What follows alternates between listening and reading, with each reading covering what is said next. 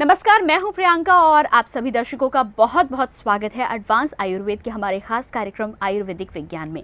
दोस्तों, जब हम स्वस्थ शरीर की बात करते हैं तो हमारे शरीर का हर एक अंग हमारे लिए महत्वपूर्ण होता है। ऐसे में यदि कोई एक अंग हमारा साथ नहीं दे पाता है तो हम हेल्दी बॉडी की कामना नहीं कर सकते हैं और ना ही अपने जीवन को अच्छी तरह से हम जी सकते हैं। आज के हमारे कार्यक्रम में हम बात करेंगे लीवर फेलियर की। यदि आपके भी कुछ सवाल हैं, आप कुछ भी जानना चाहते हैं, कोई गाइडेंस चाहते हैं तो उसके लिए आप कॉल कर सकते हैं। कॉल करने के लिए डिटेल्स लगातार आप अपने टीवी स्क्रीन पर देख सकते हैं। इस संबंध में अधिक जानकारी प्राप्त करने के लिए एक बार फिर से स्टूडियो में मैं बहुत बहुत स्वागत करना चाहूँगी वैद्य संजीव भारद्वाज जी का। संजीव जी, बहुत बहुत स्वागत है कार्यक्रम में। नमस्कार संजीव जी, कार्यक्रम की हम शुरुआत करेंगे और लीवर फेलियर को लेकर आज हम बात करेंगे। हमारे कार्यक्रम के माध्यम से हम लिवर फेलियर और किडनी फेलियर दोनों पर ही लगातार चर्चा करते रहते हैं। तो लिवर फेलियर के बारे में आज सबसे पहला प्रश्न यही है कि इसकी शुरुआत कहाँ से होती है और इसके पीछे क्या मुख्य कारण है? देखिए, लीवर फेल होने के कई कारण हैं। उसमें सबसे मुख्य कारण जो देखा जाता है वो खाने पीने का बहुत ज़्यादा लोग ध्यान नहीं रखते। कुछ पानी से भी बहुत ज़्यादा लीवर की समस्या आती है, जैसे बहुत ज़्यादा गंदा पानी आए, क्लोरीन की मात्रा बहुत ज़्यादा हो पानी में, अमोनिया की मात्रा ज़्यादा हो, तो इस तरह से केमिकल कंटेंट्स अगर पानी के अंदर ज़्यादा हों या बहुत ज़्यादा हार्ड मेटल्स हों, जैसे सपोज करो कॉपर की मात्रा बहुत ज़्यादा है तो विल्सन सिंड्रोम जैसी समस्या आती है। इसी तरह से अलग अलग कॉम्प्लिकेशन आती हैं। अगर कुछ भी अगर आयरन आप ज़्यादा ले रहे हैं तो मेटल अगर आप हैवी लेते हैं वो भी अपना लीवर को ख़राब करता है। पानी हो गया और साथ में मेडिसिन हो गई। कुछ पेन किलर ऐसे हैं जिनका इफेक्ट ही साइड इफ़ेक्ट ही जो होता है वो लीवर के ऊपर होता है सीधा सीधा। कुछ ऐसी खाने पीने के अंदर जो यूरिया और सब कुछ यूज़ किया जाता है वो भी लीवर को बहुत ज़्यादा नुकसान करता है, क्योंकि कोई भी चीज़ अगर खाएंगे तो अल्टीमेटली तो लीवर ही उसको डाइजेस्ट करेगा, तो बॉडी में फिर टॉक्सिन की मात्रा बढ़ती चली जाती है और अल्टीमेटली वो फिर ऑब्स्ट्रक्ट करती है लीवर के अपने खुद के फंक्शन को। तो जब वो ऑब्स्ट्रक्ट करेगी तो इट कॉज कि वो लीवर में अलग अलग तरह की कॉम्प्लिकेशंस आएंगी, धीरे धीरे करके फिर लोगों का लीवर डैमेज हो जाता है। यही वो कंडीशन आती है जहाँ पर आप कहते हैं कि पेशेंट सिरोसिस ऑफ लीवर हो गया या उसको स्टार्ट हो गया या फिर लीवर की कुछ और उसको समस्याएं आई। जी, यहाँ पर रीजंस तो हमने कुछ जान लिए हैं। सिम्टम्स की अगर हम बात करते हैं तो हमें ये कैसे पता चल सकता है कि यहाँ पर लिवर फेलियर है या लिवर से रिलेटेड कोई प्रॉब्लम है? क्योंकि अक्सर ऐसा ही होता है कि जब प्रॉब्लम बहुत पीक पर पहुँच जाती है या समस्याएं बहुत अधिक बढ़ जाती हैं तभी लोग डॉक्टर्स का रुख करते हैं या फिर टेस्ट की बात आती है। तो छोटे मोटे ऐसे कौन से सिम्टम्स हो सकते हैं जिनके माध्यम से हम ये जान सकते हैं? जैसे अब किसी की आंखें हमेशा पीली रहती हैं, यूरिन के अंदर काफ़ी ज़्यादा पीलापन आता है तो पता चलता है कि जॉन्डिस हो गया है। इसी तरह अगर आपका चेहरा सफ़ेद पड़ रहा है, पेट बहुत ज़्यादा बाहर की साइड आ रहा है, इसमें तनाव बहुत ज़्यादा है, तो ये क्लियर कर देता है कि आपका लीवर कहीं ना कहीं इफेक्टेड है। तो ये सब सिम्टम धीरे धीरे करके आपको अपना खुद जज करने पड़ेंगे, क्योंकि शुरुआत की अवस्था में किसी बीमारी का पता नहीं चलता। वो एडवांस होने के, क्योंकि इतना ज़्यादा नॉलेज नहीं है ना अपने खुद के शारीरिक क्रिया के बारे में, तो जब बीमारी बहुत एडवांस हो जाती है तब पेशेंट को पता चलता है कि अरे मेरे साथ तो ये दिक्कत आ गई। जैसे पीछे एक पेशेंट आए, उनको ये ज्ञान ही नहीं था कि उनको सिरोसिस ऑफ लीवर हो चुका है। जब पहली बार उनको ब्लड की वॉमिटिंग आई तब उनको ये पता चला अच्छा अरे ये तो दिक्कत दूसरी है। तो इस तरह की जो समस्याएं हैं उनको थोड़ा सा समझने की ज़रूरत होती है। पेट के अंदर तनाव आ रहा है तो कहीं ना कहीं लीवर है उसमें इफेक्टेड। कुछ लोग अल्ट्रासाउंड कराते हैं, उसमें लीवर उनका फैटी आ जाता है, उसके बाद भी वो गौर नहीं करते, जबकि लीवर ख़राब होने की पहली स्टेज ही फैटी लीवर होना है। फैटी लीवर रहता है, वो उसके ऊपर इधर उधर उसको इग्नोर करते रहते हैं और एंड ऑफ द डे उनको रिजल्ट ये मिलता है कि जो उनकी समस्या है वो बढ़ के इतनी ज़्यादा हो चुकी है कि उसको संभालने के लिए बहुत ज़्यादा मेहनत करनी पड़ती है। कई पैथीज़ के अंदर तो उसका इलाज ही नहीं है, केवल आयुर्वेद में ही उसका ट्रीटमेंट है लीवर का। तो ये आपको थोड़ा ध्यान देना पड़ेगा अपने शरीर का देखकर कि अगर कहीं पेट बहुत ज़्यादा तनाव है, खाना डाइजेस्ट नहीं हो रहा, बहुत ज़्यादा लोगों को अगर ऐसा महसूस होता है कि खाना खाने के बाद में पेट में भारीपन रहता है, ये सभी सिम्टम आपको इंडिकेट कर रहे हैं कि आपका लीवर कहीं ना कहीं पर इफेक्टेड है। और उसके बाद भी अगर सपोज़ कोई नहीं समझ रहा है उस बात को, तो फिर उसकी जो आगे की कंडीशन होती है बहुत ज़्यादा वर्स्ट हो जाती है। ठीक वहाँ से भी हो जाता है, लेकिन इसका मतलब ये नहीं है कि अगर एक वर्स्ट कंडीशन तक पहुँच के ही आपको किसी वैद्य से मिलना है या डॉक्टर के पास जाके अपनी सलाह लेनी है। आपको अर्ली स्टेज के ऊपर इसका इमीडिएट डिटेक्शन करके और अपना ट्रीटमेंट शुरू करा लेना चाहिए। फैटी लीवर की जैसे कि आपने यहाँ पर बात करी है, तो क्या वहाँ पर कुछ अलग से साइंस हमें अपनी बॉडी में महसूस होते हैं जिससे हम आगे बढ़ें और वहाँ से ही प्रिकॉशन लेना शुरू कर दें? हाँ, ऐसा मुझे तो लगता है, ऐसा महसूस होना चाहिए। अगर आपका पेट में बहुत ज़्यादा आपका तनाव रहता है, सबसे पहले तो देखो फैटी लीवर की शुरुआत कहाँ से होती है। फैटी लीवर की जो शुरुआत होती है वो आपके तले पके ज़्यादा खाना खाने से होती है। बहुत ज़्यादा मात्रा में जो लोग फैट्स का यूज़ करते हैं उनको इस तरह की समस्या होती है। अब एक पेशेंट है या एक आदमी, एक आम आदमी, उसको पता ही नहीं है, वो रेगुलर अपना तला पका खा रहा है, उसका लीवर फैटी हो गया, उसके पेट में तनाव आ गया, उसके बाद भी उसको महसूस ही नहीं हो रहा है, वो उसको लेट इट बी वाली स्थिति में लेके जा रहा है कि चलो ठीक है जो होगा देखेंगे। उसको अल्ट्रासाउंड कराया उसने किसी कारण से, उसके बाद उसके अल्ट्रासाउंड में क्लियर आ गया, वो फिर भी उस पर गौर नहीं कर रहा है, तो वो कंडीशन वर्स्ट हो जाती है। अगर आप इनिशियल स्टेज के ऊपर ही किसी चीज़ को प्रिकॉशंस ले लें तो फिर वो प्रॉब्लम नहीं रहती है। लोगों का मैंने देखा कि काफ़ी लीनियंट होता है इस मामले में, क्योंकि वो इनिशियल स्टेज के ऊपर उनको प्रॉब्लम होती नहीं है। जब प्रॉब्लम होनी शुरू होती है तो फिर उनको पता चलता है। कुछ भगवान की ऐसी कृपा है लोगों के ऊपर कि अगर उनको ज़्यादा तनाव होता है, ऐसा कुछ होता है, तो वो एलोपैथिक डॉक्टर के पास जाते हैं, वो उनको कोई एंटासिड लिख के दे देता है। वो एंटासिड लिख के देता है, वो अंदर पेप्टिक अल्सर और पैदा करते हैं, लीवर का कुछ होता नहीं है, तो वो सलाह लेने भी ऐसी जगह चले जाते हैं कि जहाँ पर उनका कोई इलाज नहीं है, तो वो अपनी कंडीशन को one of the worst condition बना लेते हैं। तो उसके अंदर उन लोगों का भी बहुत हाथ है जो एंटासिड लिखते रहते हैं, एंटासिड लिखते रहते हैं, और अल्टीमेटली उसका लीवर का, क्योंकि उनके पास ट्रीटमेंट ही नहीं है, पीलिया का भी ट्रीटमेंट नहीं है, तो लीवर का तो क्या करना है। लीवर का जब ट्रीटमेंट ही नहीं है और आप उसको गैस की, बहुत से ऐसे लोग दिखेंगे आपको जो सुबह उठ के खाली पेट गोली खा रहे हैं कि हमारे डॉक्टर ने हमें प्रिस्क्राइब करी है। उसका क्या मैकेनिज्म ऑफ एक्शन है किसी का कुछ पता नहीं है, क्यों आपके पेट में तनाव आ रहा है कोई उसको देख नहीं रहा, बस केवल उसको अपना, वो सुबह उठे खाली पेट हमारे को एक गोली लिख के दी है, वो हम खाते हैं, हमारे को गैस उससे ठीक रहती है, पेट में तनाव नहीं आता। लीवर की तरफ कोई ध्यान ही नहीं दे रहा, इन नेचुरल वर्क करे जा रहे हैं, तो ultimately end of the day ऐसे ही लोग ज़्यादा बीमार पड़ते हैं जो इस तरह की बात। अक्सर ऐसा होता है कि जब छोटी छोटी समस्याएं हमें होती हैं, चाहे वो पेट से रिलेटेड हो या फिर नॉर्मल सर दर्द हो, हम उसे बहुत ही इग्नोर कर देते हैं और ऐसे ही छोटी मोटी दवाइयाँ कभी डॉक्टर के प्रिस्क्रिप्शन से तो कभी खुद ही लेकर अपना इलाज खुद ही करते रहते हैं। मैं यहाँ आगे बढ़ूँगी और स्थिति जब बहुत ख़राब हो जाती है, जब एक बार डिटेक्ट हो जाता है लिवर फेलियर, तो अक्सर जो सबसे पहला ऑप्शन डॉक्टर्स के पास रहता है वो ट्रांसप्लांट रहता है। ट्रांसप्लांट के बारे में हालांकि आप लगातार यहाँ पर मना करते रहते हैं, लेकिन लीवर ट्रांसप्लांट के बारे में आपका क्या कहना है? देखिए, सबसे पहले तो लीवर फेल क्यों होता है हमारे को ये समझना पड़ेगा। लीवर फेल हुआ, आपने बहुत ज़्यादा मेडिकेशंस लिया, आपके पेट में तनाव आया, आप गए, आपने एंटासिड लेते रहे, आपके पेप्टिक अल्सर हो गया, ये उसका साइड इफेक्ट है।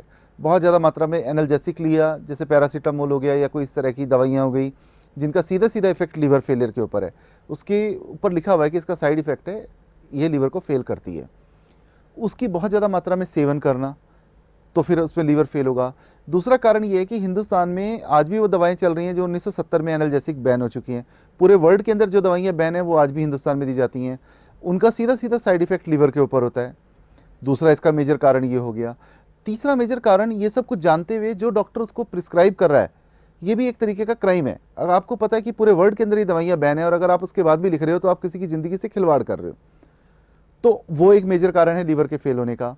उसके बाद में आपने चौथा और मेजर मुख्य कारण, आपको पता है कि लीवर ट्रांसप्लांट बिल्कुल फेलियर है, लेकिन केवल पैसे के लिए आप उसको ज़बरदस्ती ये सलाह देते हो कि नहीं आपको लीवर ट्रांसप्लांट को कराना है, और एंड ऑफ द डे आदमी अपने पैसे से भी जाता है और शरीर से तो जाना ही है, क्योंकि ट्रांसप्लांट के साथ फेलियर शब्द तो पहले जुड़ा हुआ है।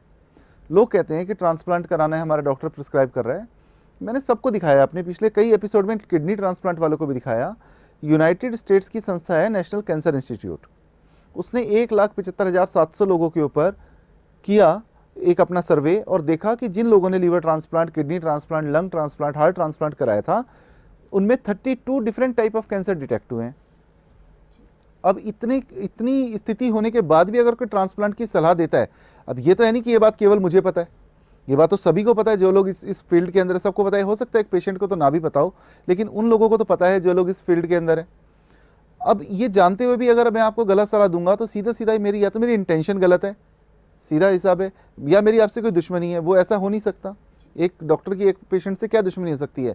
तो फिर सीधी बात है कि इंटेंशन गलत है ऐसी सलाहें देने की, ट्रांसप्लांट की सलाह देने की, कि आप किसी को जानते बूझते उस नरक में धकेल रहे हो जहां वो बेचारे का परिवार भी रुल जाता है, उसका शरीर से भी जाता है, पैसा खत्म हो जाता है, उसके घर बार बर्तन सब बिक जाते हैं। तो ऐसी प्रक्रिया में डालने की उसको आवश्यकता नहीं होती। अगर आपके पास किसी चीज़ का ट्रीटमेंट नहीं है तो आपको स्पष्ट मना कर देना चाहिए कि देखो जी, लीवर का ट्रीटमेंट हमारी पैथी में नहीं है, आप जाके कहीं आयुर्वेद में ट्रीटमेंट करा लो।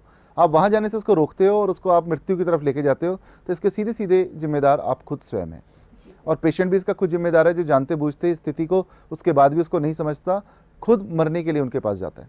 मैं आगे बढ़ूंगी और पेशेंट को तो कई बार ऐसा भी होता है संजीव जी कि उन्हें कंप्लीट नॉलेज नहीं होती है, या फिर बहुत सारी पैथीज़ हैं आयुर्वेद की, जैसे हम बात कर लें, कि उसके बारे में इतना इग्नोरेंस है कि उन्हें ऐसा लगता है कि सबसे पहली प्रायोरिटी तो हमारी एलोपैथी होनी चाहिए, और जब वहाँ से कहीं कुछ नहीं होता है या जब एक्सपीरियंस करने के बाद उनको ये फील होता है कि कुछ फ़ायदा नहीं है, तब वो वापस शायद लौटते हैं। अज्ञानता है ना बहुत ज़्यादा। देखिए ये पिछड़ापन है ना आपकी सोच का। आपको ये नहीं पता कि आपको 70 की जो बंद दवाइयाँ हैं 1970 के अंदर जो बैन हो चुकी हैं वो आज तक दी जा रही हैं। जिन दवाइयों का जानवरों पे रिसर्च तक नहीं हुआ वो दवाइयाँ भी इंसान को दी जा रही हैं हिंदुस्तान के अंदर। ऐसे रोज़ केसेस आते हैं कि मेडिकल कॉलेज के अंदर एक दवाई के ऊपर एक्सपेरिमेंट किया जा बच्चों पे, और उसके बाद में अल्टीमेटली उसमें से 10 मर गए, 8 मर गए, 10 लोगों पे किया, 8 लोग उसमें से ख़त्म हो गए। इतना सब कुछ 5-5 हज़ार 2-2 हज़ार का लालच देके लोगों पे एक्सपेरिमेंट किया जाता है कि आप ये दवाई खाइए और आपको इस तरीके से करेंगे।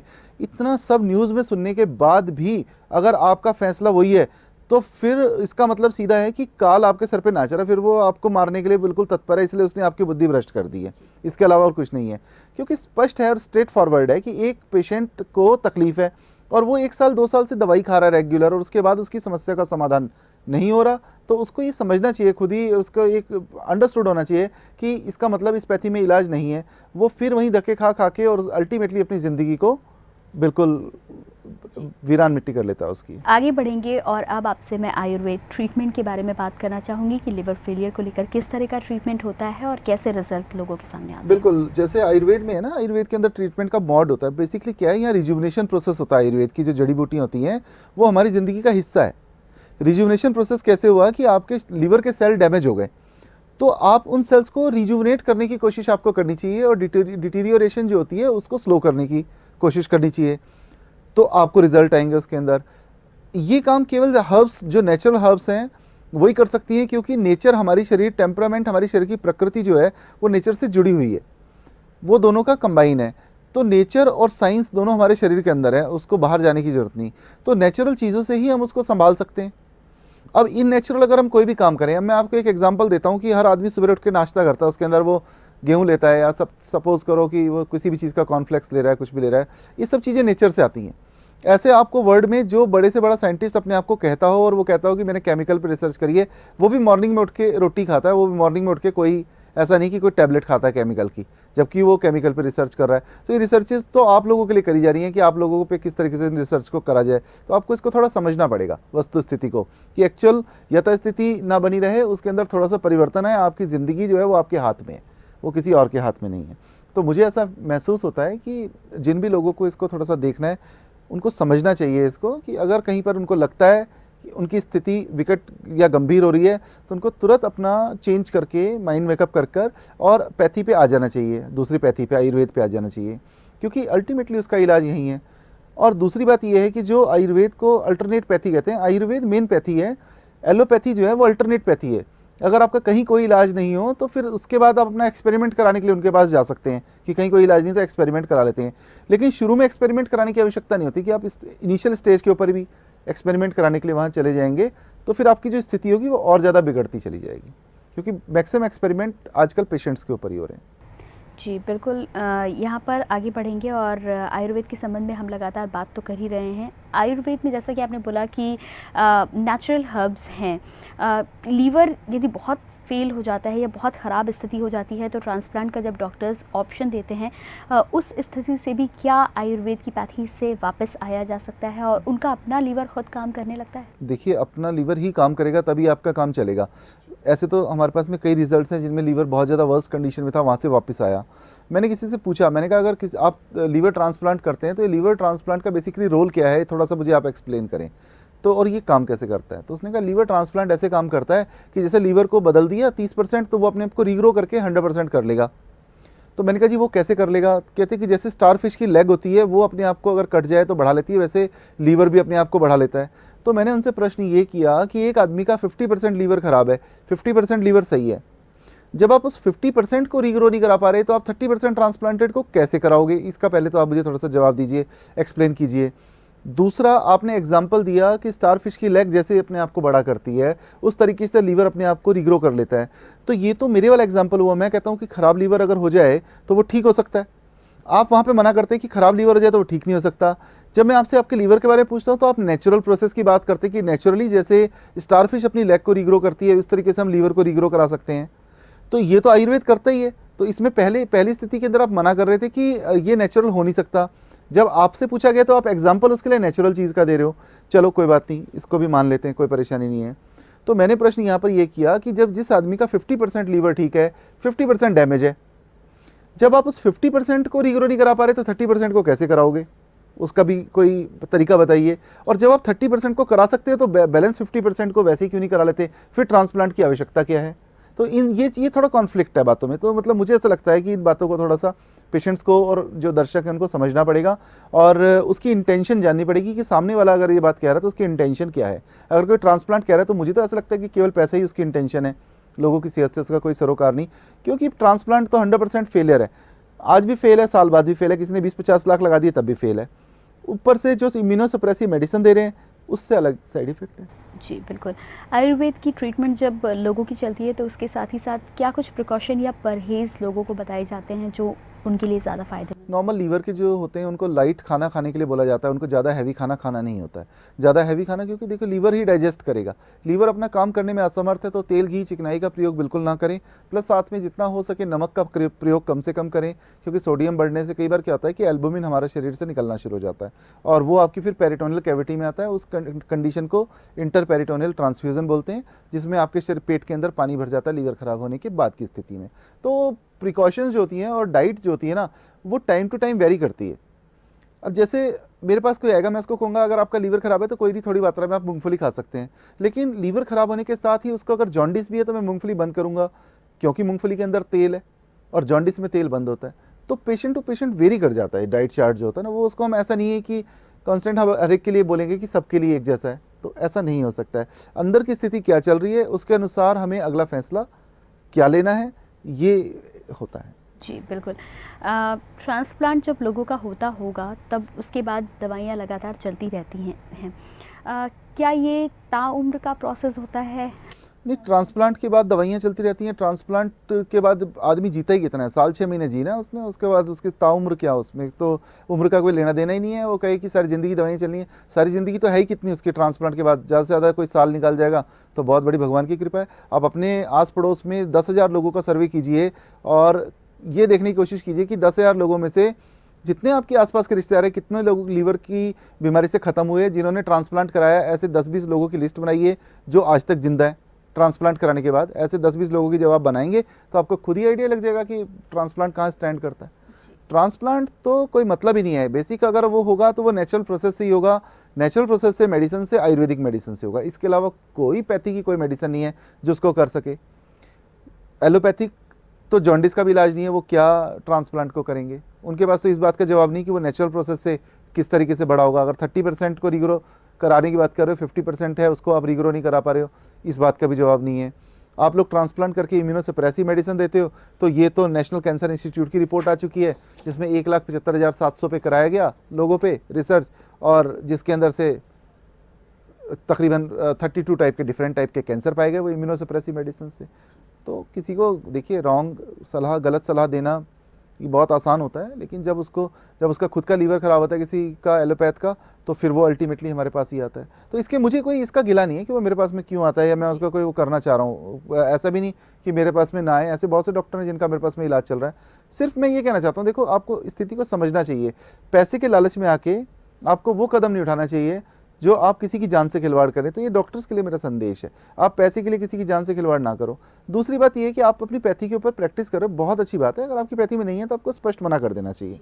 मेरी पैथी में सर्जरी नहीं है, कहीं अगर किसी को जरूरत होगी तो मैं जरूर बोलूँगा भाई मेरी पैथी के अंदर नहीं है तो आप जाके करा लो। लेकिन ऐसा नहीं है कि जिस चीज़ का इलाज नहीं है मैं अननेसेसरी उसको ज़बरदस्ती खींचता रहूँ, तो ऐसा बिल्कुल नहीं करना। आगे बढ़ेंगे और डायग्नोसिस की यहाँ पर बात करना चाहूँगी। तो कौन से टेस्ट लिवर फेलियर में आपको गाइड करते हैं आगे बढ़ने के लिए, और उसके बाद जब ठीक होता है तो उसके बाद आप कौन से टेस्ट करवाते हैं? लीवर फेलियर के अंदर लीवर फंक्शन टेस्ट होता है जिसको हम करा सकते हैं। लीवर फंक्शन टेस्ट जब हम कराएंगे तो उसमें पता चलेगा बिलिरुबिन्स कितने हैं, SGOT, SGPT, अल्कालाइन फॉस्फेटेज कितना है, GGT कितना बढ़ा हुआ है, तो उसके अकॉर्डिंगली उनका मेडिकेशन डिसाइड किया जाएगा। जो लोगों का लीवर में कमी है वो अपने लीवर फंक्शन टेस्ट साथ में लेके आएँ। कंप्लीट ब्लड काउंट कराया जाएगा जहाँ देखा जाएगा कि प्लेटलेट काउंट कम तो नहीं हो रहे। एल्बुमिन देखा जाएगा लीवर फंक्शन टेस्ट के अंदर कि ऐसा तो नहीं कि एल्बुमिन की मात्रा कम हो रही है शरीर के अंदर। तो ये सब देखते हुए उसके बाद में धीरे धीरे किडनी के ऊपर कोई इसका इफेक्ट तो नहीं आया तो किडनी फंक्शन टेस्ट कराया जाएगा। प्लस साथ में कुछ एक एडवांस टेस्ट होते हैं जैसे MRI होती है और फाइब्रोस्कैन है, जिससे ये पता चल पाए कि अल्टीमेटली अगर आप वहाँ पर करा रहे हैं तो MRI से आपको क्लियर हो जाए कि अंदर कोई ऑब्स्ट्रक्शन तो नहीं है, वो आपको क्लियर। जी बिल्कुल। संजीव जी, हमारे दर्शक जब इस प्रोग्राम को देखते हैं तो ऑल इंडिया में अलग अलग जगहों पे या देश से बाहर भी लोग इसे देखते हैं। कई बार ऐसी स्थिति होती है कि लोग लंबा ट्रैवल करने में असमर्थ होते हैं और आ पाना उनके लिए बहुत मुश्किल काम है। तो क्या रिपोर्ट्स के माध्यम से एक्यूरेट जो उनका इलाज है वो हो सकता है? नहीं, कायदे देखो आज बहुत ज़माना एडवांस है। आज लोग ऑस्ट्रेलिया कनाडा में बैठे होते हैं और हमारे को ईमेल कर देते हैं। ईमेल करने के बाद हम उनकी दवा बना के भेज देते हैं, तो वो लोग अपना दवा का सेवन करके ठीक हो जाते हैं। बीच में उनको जब भी कंसल्टेशन की ज़रूरत होती है दोबारा मेल करते हैं, उनका उसको जवाब मिल जाता है। तो अभी ज़माना बहुत एडवांस हो गया। अब वो नहीं रह गया कि आप पहले टिकट बुक कराओ, सीधा वहाँ पहुँचो, भीड़ भड़क्का ये वो लाइन में लगो। अब सीधा आपको एक फैसिलिटी दी गई है कि आप हमारी ईमेल के ऊपर अपनी रिपोर्ट्स डाल दें। ईमेल पे आप रिपोर्ट डालेंगे, मैं डेली ईमेल दिन में 2 बार चेक करता हूँ, मॉर्निंग इवनिंग दोनों समय चेक करता हूँ। जिसको जो जवाब देना है, जिसको जो मेडिसिन मंगाना है वो पेमेंट डिपॉजिट करेगा, उसकी मेडिसिन यहाँ से कोरियर हो जाएगी। लेने का तरीका उसके अंदर लिखा रहेगा कि आपको किस तरीके से उसको सेवन करना है। फिर भी समझना है तो कस्टमर केयर का नंबर है, कस्टमर केयर पे आप फ़ोन करेंगे, वो आपको लेने का तरीका बताएंगे, उसको कैसे लेना है, समय समय पे कौन से टेस्ट कराने हैं वो आपको क्लियर होता चला जाएगा। ये इसका एक प्रोसीजर बनता है, एडवांस प्रोसीजर है जिसको हमने रखा है अपने पेशेंट्स के लिए कि जो लोग आने में असमर्थ हैं वो इसको इस तरीके से कर सकते हैं। मेल करा सकते हैं, कंसल्टेशन ऑनलाइन डिपो कर सकते हैं, उसके लिए पेमेंट डिपॉजिट करके कंसल्टेशन फ़ी, और ऑनलाइन कंसल्ट कर सकते हैं अपनी रिपोर्ट्स ईमेल पे भेज के। तो ये कुछ एक तरीके हैं जिनके द्वारा आप अपना कर सकते हैं, क्योंकि यही बेसिक प्रोसीजर्स हैं जो आपको धीरे धीरे करके एक अच्छे सेहत की तरफ लेके जाएंगे। जी बिल्कुल। लिवर फेलियर के एक पेशेंट को और इसके अलावा कौन सी चीज़ों का ध्यान रखना बहुत ज़रूरी है जो उन्हें आगे एक अच्छी हेल्थ की तरफ ले जाए? हाँ, थोड़ा खाने पीने में देखिए डाइट चेंज तो करना ही पड़ेगा। जैसे से भी हो सके, जितना हो सके कम ऑयली फूड खाएं, जितना हो सके अपना वहाँ पर हल्के से हल्का खाना खाएं, और बाकी डाइट प्लान तो आपको समय समय पे दिया जाएगा जितना हो सकेगा। उसके अंदर पेशेंट टू पेशेंट वेरी कर जाता है कि जैसे किसी को कुछ कहना है, किसी को कुछ कहना है, तो उसी वक्त में ही बताया जाएगा। जो आपकी रिपोर्ट्स होंगी उनको देख के आपका डाइट प्लान किया जाएगा। और जितना हो सके किसी भी तरह की स्टीरॉइड्स का या पेन किलर का प्रयोग बिल्कुल ना करें। लीवर के मामले में सर्जरी के बारे में तो बिल्कुल सोचे भी ना। गलती से सर्जरी के बारे में सोचना ये आपकी सेहत के लिए बहुत बड़ा नुकसान दे सकता है, उसको आप थोड़ा सा ध्यान दीजिए। प्लस साथ में जितना हो सके एल्बुमिन का सेवन करना होता है, तो एग्स अगर आप खाते हैं तो वो आपको फ़ायदा करेगा। पनीर का सेवन मैक्सिमम करें, घर में बनाया हुआ पनीर लें। ऐसा नहीं कि बाज़ार का पनीर हो, पता चले वो नकली पनीर दे दिया तो लीवर पहले ख़राब है और ज़्यादा आपको नुकसान हो गया फ़ायदे की बजाय। तो एक्चुअल लें। जितना हो सके कच्ची सब्जियों का जूस लें, वो लीवर को बड़ा फ़ायदा करता है। जैसे गाजर का जूस लें, लौकी का जूस लें, ये लीवर के लिए बहुत अच्छा होता है। पेठा जो आता है, सीताफल बोलते हैं, उसका जूस ले सकते हैं, ये लीवर को बहुत फ़ायदा करता है। तो ये कुछ एक चीज़ें हैं जिनका अगर आप नियम से सेवन करेंगे तो लीवर आपका वैसे भी ठीक रहेगा। दूसरा ये होता है कि मॉर्निंग में आप पूरी तरह से फ्रेश हो रहे कि नहीं हो रहे, कॉन्स्टिपेशन नहीं होनी चाहिए लीवर के रोगी को, क्योंकि उससे सीरम अमोनिया उसकी बॉडी में बढ़ता है। अमोनिया बढ़ेगा तो वो गफलत में चला जाएगा, अलग तरह की बातें करेगा, बेहोशी जैसी स्थिति हो जाएगी उसकी। ये स्थिति सीरम अमोनिया के कारण होती है। तो उस कंडीशन के अंदर किसी भी अस्पताल में कोई ट्रीटमेंट नहीं, केवल यही होता है कि आप लेके जाते हैं आईसीयू में। ज़्यादा से ज़्यादा आपका ये है कि मोशन क्लियर करने के लिए एनीमा का प्रोसेस करते हैं, साथ में कुछ एक ऐसी मेडिसिन देते हैं जिनसे उनका पेट साफ हो जाए, तो अमोनिया अपने आप कम हो जाता है, तो अल्टीमेटली पेशेंट होश में आ जाता है। लेकिन अगर वो घर में इस चीज़ का ध्यान रखेंगे तो उस स्थिति तक पहुँचेंगे ही नहीं जहाँ पर उनको बेहोशी की स्थिति का सामना करना पड़ रहा है। तो सीरम अमोनिया उनका कंट्रोल में रहेगा। नारियल पानी का सेवन करें, उससे उनकी बॉडी में पोटेशियम पूरा होगा, कोएगुलेशन प्रोसेस ठीक रहेगा। नारियल पानी से उनके प्लेटलेट काउंट भी बढ़ेंगे। नारियल पानी एकमात्र एक ऐसा नेचुरल प्रोडक्ट है जिसको सीधा इंट्रावेनस चढ़ाया जा सकता है। उसके पानी को प्लेटलेट काउंट की जगह, ल्यूकोसाइड की जगह, जो नेचुरल आप पानी चढ़वाते हैं डिहाइड्रेशन के अंदर, जिसको आप डेक्सट्रोज बोलते हैं, उसकी जगह सीधा सीधा चढ़ाया जा सकता है। पानी की कमी को पूरा करने के लिए वर्ल्ड का केवल एकमात्र ऐसा प्रोडक्ट है। तो इन सब चीज़ों का आपको थोड़ा ध्यान देना है। अल्टीमेटली वो आप देखेंगे धीरे धीरे करके जो कैसी बड़ी बीमारी हो वो धीरे धीरे करके ठीक हो जाएगी। जी बिल्कुल। दवाइयों की हम यहाँ पर लगातार बात कर रहे हैं और आपने कई बार यहाँ पर इस बात को मेंशन किया है कि जब आप बहुत ज़्यादा पेन किलर्स या इस तरह की दवाइयाँ लेते हैं तो उसका बुरा प्रभाव पड़ता है, ये वो चाहे किडनी की बात हो या लिवर की बात हो। तो कौन सी ऐसी चीज़ें हैं जो हमें बिल्कुल ही अवॉइड करनी चाहिए, या फिर हमें अपनी डेली लाइफ में यदि थोड़ी बहुत ज़रूरत भी होती है? एनाल्जेसिक्स तो मुझे लगता है कि एनाल्जेसिक्स का तो प्रयोग, जो पेन किलर है उनका तो प्रयोग बिल्कुल नहीं करना चाहिए। पेन किलर तो रिस्ट्रिक्टेड है, और खासकर इंटरनेट पे सर्च करना चाहिए कि कौन कौन सी पेन किलर इंडिया में बैन है, पूरे वर्ल्ड में बैन है।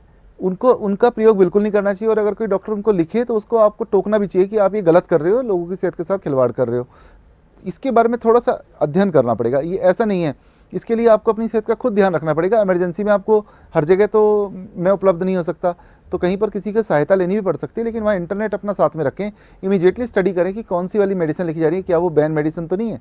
अब जैसे निमोसिलाइड है, सबको पता है बैन है, उसके बाद भी लोग खाते हैं। मैंने देखा लोगों के घर में पत्ते पड़े होते हैं, पता नहीं किस तरह से आंखों देखी मक्खी निगल लेते हैं लोग, ऐसा भी नेचर लोगों की पाई गई है। तो ऐसा नेचर बनाने की कोई आवश्यकता नहीं है, सीधा सीधा चलना चाहिए। अगर आपको लगे कि ये चीज़ बैन है तो हमारे को नहीं लेनी तो नहीं लेनी, उसकी जगह जो हो सके आप रिप्लेसमेंट कराएं और मेडिसिन वो लें जिसका ट्रायल और ट्रस्टेड हो। ऐसा नहीं कि वो आपका लीवर किडनी फेल कर दे, फिर आप उसके इलाज के लिए ढूंढते रहें कि अब 2 मिनट का दर्द हुआ आपको, उसके लिए आपने एक पेन किलर खाया, उसने एक ऐसा दर्द दे दिया जिसका पूरे वर्ल्ड में कोई इलाज नहीं है, फिर आप अल्टीमेटली अपना ट्रीटमेंट कराते फिर रहे हैं, और या फिर कोई आपको गलत सलाह देके आपके 10-20 लाख रुपए ऐंठने के लिए आपको ट्रांसप्लांट की सलाह दे रहा है। तो ऐसे ट्रीटमेंट की कोई आवश्यकता नहीं, अपना ध्यान दें थोड़ा सा। जी बिल्कुल। संजीव जी, आपके पास तरह तरह के पेशेंट्स आते हैं और उनके अलग अलग एक्सपीरियंसेस होते हैं यहाँ पर, तो मैं आपसे ये जानना चाहती हूँ कि क्या ये प्रॉब्लम धीरे धीरे बढ़ती है, लंबे समय से ये बीमारी हाँ, आकर? बिल्कुल। एक दिन तो देखो लगता नहीं है, किसी भी चीज़ को होने में थोड़ा सा समय लगता है। अब एक आदमी का ट्रीटमेंट शुरू किया, वो तो खैर चलो ट्रीटमेंट की बात होगी, वो धीरे धीरे करके अपना उसका असर आएगा। जब जिस तरीके से सेल्स की रिजुविनेशन धीरे धीरे होती है, उसी तरह उसकी डिटीरियरेशन भी धीरे धीरे होती है। एक 5 साल पहले किसी को बीमारी हुई, उसकी धीरे धीरे घटते घटते वो 5 साल के बाद में पता चलता है उसका लीवर वर्स्ट हो गया, फिर वहाँ से ट्रीटमेंट शुरू करते हैं, तो धीरे धीरे करके उसका जब सेल्स की रिजुविनेशन होती है तो अल्टीमेटली वो अपने आप को अच्छा महसूस करता है। यही एक प्रोसीजर होता है ख़राब होने का भी और ठीक होने का भी, कि आपको बहुत स्लो प्रोसेस के अंदर उसको चलना पड़ता है। लीवर या किडनी खराब भी बहुत धीरे धीरे होती हैं और ठीक भी बहुत धीरे धीरे होती हैं, मगर धीरे का मतलब ये नहीं है कि ज़िंदगी गुजर जाने के बाद ठीक होती हैं, वही साल 6 महीने का जो प्रोसीजर होता है। जी बिल्कुल। स्लो प्रोसेस की यहाँ पर आपने बात करी है, तो क्या आयुर्वेद के स्लो प्रोसेस के साथ भी कुछ और किया जाता है जिससे उस समय की जो आयुर्वेद का प्रोसेस स्लो नहीं है, आयुर्वेद का प्रोसेस बहुत फास्ट है। हमने तो देखा है 6-6 महीने में लोगों के रिजल्ट्स के अंदर चेंज आते हैं। कहाँ वो जाते हैं किसी डॉक्टर के पास, वो प्रिस्क्राइब करता है उनको मेडिसिन, उसको खाते हैं 10 साल तक, और 10 साल के बाद उनकी स्थिति ये हो जाती है कि उनको वैद्य को ढूंढना पड़ रहा है। तो बीमारी 10 साल में किसी से ठीक नहीं हो रही है, और अगर हम उसको 6 महीने में ठीक कर रहे हैं तो ये तो बहुत एडवांस प्रोसीजर है। इस प्रोसीजर को तो आप स्लो प्रोसेस नहीं कह सकते आयुर्वेद को। जी, मैं ये नहीं कहना चाह रही थी, मैं ये कहना चाह रही थी कि आपने जैसा बोला है कि बीमारी धीरे धीरे ग्रो करती है और धीरे धीरे ही ठीक होती है, तो उस समय पर यदि पेशेंट की स्थिति बहुत अधिक ख़राब होती है तो क्या किसी और चीज़ का भी सहारा लिया जाता है उस समय? मतलब उसकी स्थिति क्या खराब होगी, उसका अगर खून, अगर ब्लड की जगह ब्लड ट्रांसफ्यूजन हो जाएगा, उसको प्लेटलेट की जगह प्लेटलेट ट्रांसफ्यूजन हो जाएगा, साथ में मेडिसिन चलती रहेगी, यही है उसका। और उसको और क्या होना है, ब्लड की वॉमिटिंग अगर आ रही है तो विटामिन के उसको अपना देते हैं। उसके लिए हमारे यहाँ सरसों का जो रस होता है उसके अंदर मैक्सिमम विटामिन के होता है, वो हम लोग उसको प्रिस्क्राइब करते हैं, जिससे सरसों जो साग बनाते हैं आप लोग, उसका जूस निकाल के, स्वरस निकाल के, जैसे गाजर का निकलता है, वो लीवर के पेशेंट को देते हैं, उससे कोएगुलेशन प्रोसेस उसका ठीक रहता है। ऐसी स्थिति धीरे धीरे चलते चलते वो देखेगा कि उसका सारी के सारे पैरामीटर्स उसके नॉर्मल रखे जाएंगे। पैरामीटर नॉर्मल रहेंगे तो उसको कॉम्प्लिकेशन नहीं आएगी। जी बिल्कुल संजीव जी, और मुझे लगता है कि हमारे आज के कार्यक्रम के माध्यम से लिवर फेलियर को लेकर तमाम जानकारी हमने अपने दर्शकों तक पहुंचाने की काफ़ी कोशिश की है। भ्रांतियाँ दूर होगी। जी बिल्कुल। आज के कार्यक्रम में इतना ही। दर्शकों, यदि आप कुछ भी जानना चाहते हैं, आपकी कोई भी परेशानी है, आप संजीव जी का मार्गदर्शन चाहते हैं, तो उसके लिए तो आप कॉन्टैक्ट कर ही सकते हैं। साथ ही साथ यदि आप दूर दराज के इलाकों में रहते हैं तो ईमेल के थ्रू आप अपनी रिपोर्ट्स को संजीव जी तक पहुँचा सकते हैं, और अपनी दवाइयाँ गाइडेंस प्राप्त करने के बाद आप कुरियर के माध्यम से भी प्राप्त कर सकते हैं। हमारे आज के कार्यक्रम में इतना ही। अगले कार्यक्रम में नई जानकारियों के साथ ही आप सभी से फिर से करेंगे मुलाकात। संजीव जी, स्टूडियो में आने के लिए आपका बहुत बहुत धन्यवाद। नमस्कार। वैद्य संजीव भारद्वाज जी से मिलने या अपॉइंटमेंट लेने के लिए संपर्क कर सकते हैं। हमारा पता है वैद्य संजीव भारद्वाज, 412 5वीं मंजिल, West End Mall, Hilton hotel के नजदीक, Janakpuri west, Delhi. Pin code number है 110058। हमारा फोन नंबर है 09871461610 और 01148070707। आप हमसे ईमेल के द्वारा भी संपर्क कर सकते हैं। हमारा मेल आईडी है arogya22@gmail.com। हमारी वेबसाइट है www.vaidyashree.com।